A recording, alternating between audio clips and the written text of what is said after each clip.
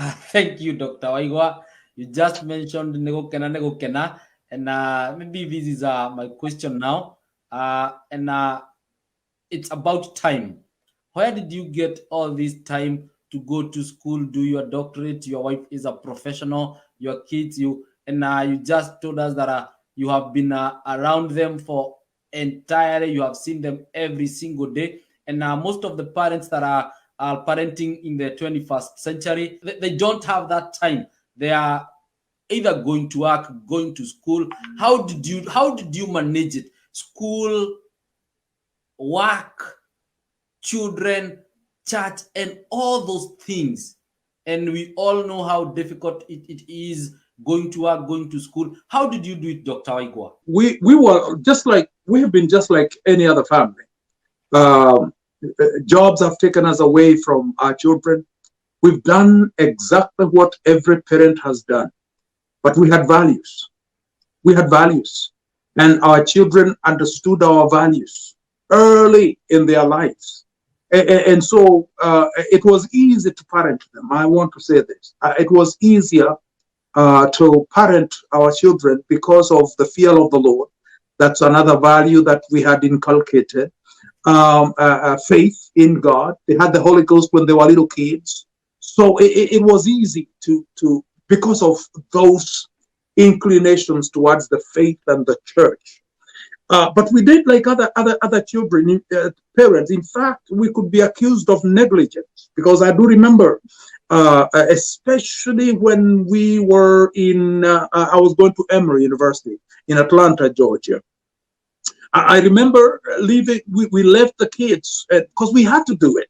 We would leave the kids and go, and we're working nights, and we're leaving these kids alone. Don't do that. Or if you do, I don't know what to tell you, man. We did it, and I would come at 3 o'clock during break, 3 a.m. to check on them, and I would whichever I would walk, open the door and just check on them, see that they are there. My kids would not answer any call just from anybody. They ignored all calls. They let it go to the voicemail. In other words, they were able to participate with us. They knew that they should not answer the call. So I don't know what to tell you, because we did exactly what everybody is doing.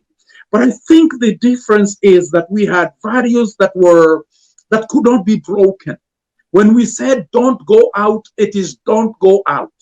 And my son would never let the girls out for nothing. You had everything in the house. And then I don't remember going to a lot of games myself, because I had 3-4 jobs sometimes. So I am just a pedigree American parent like everybody else. But I can tell you that if you can allow your kids to catch the faith early,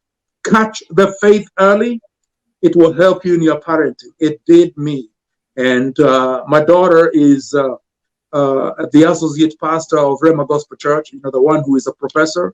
She's also and by the way, let me say, when I'm talking about values, I do remember one time we had come, my daughter and we had invited by churches in the Seattle area, maybe about 3-4 years ago. First, it was me and my son, and then we came another time, me and my daughter, invited by the churches in Seattle. Now, my daughter was preaching at Bishop, one of the churches there in Seattle.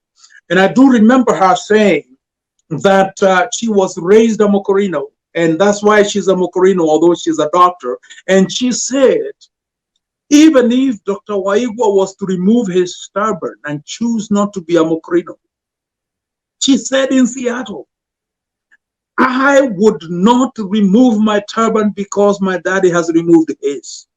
Because now I have chosen, I have made my own choice. I am a Mocorino. That made me cry at Pastor Chiuga's church when my daughter made those remarks. I said that to say this. When you train them one way, they will come out that way. If you just leave them, feed them and leave them, they will just, it's like a tree. If you prune it, it will grow straight. If you don't prune it, then it will grow anyhow and forward. Now, let me also say this about that same girl. When my daughter finished her Bachelor of Science in Nursing, and she was going to be a nurse, she started looking for scrubs. I like using this example when I'm teaching about family culture. We had trained this girl as a Mokorino girl. She understood what it is to be a Mokorino woman. And now here she is, trained in the US. She is now becoming a nurse. She has to look for scrubs to do nursing. She is a Mokorino woman.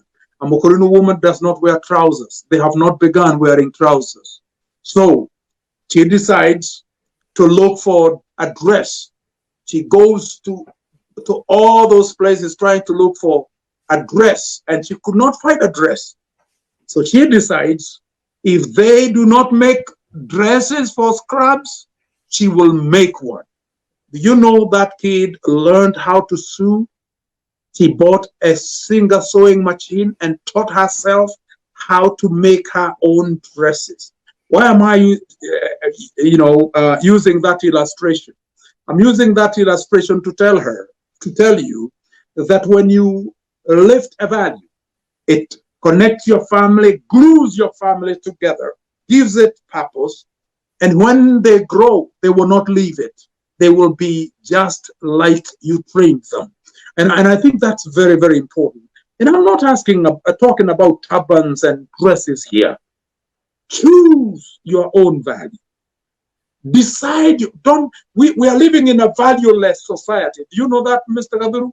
We are living in a valueless society. And that's the problem with this society. It's valueless. That is why we are seeing somebody can say, oh, those elections are fake. And he can say that because everybody has their own value. Valueless society. So we need to inculcate value and share them equally. And talking of value, I know that time is a valuable asset, and we are sharing it equally here. So I will cut my remarks at that point.